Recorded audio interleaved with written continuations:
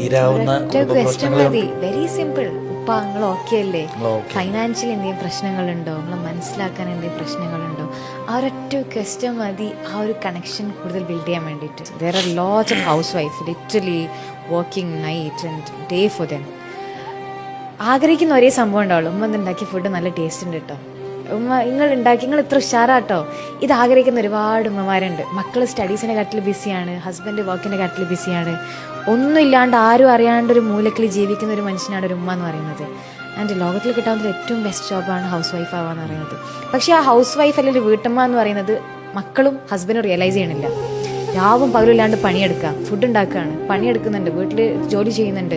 ഉമ്മ എന്നുണ്ടാക്കിയ ഫുഡ് എന്ത് ടേസ്റ്റ് ഉണ്ട് എന്ന് പറഞ്ഞാൽ ആ ഉമ്മാൻ്റെ മുഖത്ത് ഉണ്ടാകുന്ന ഒരു പുഞ്ചിരിയുണ്ട്. That's enough.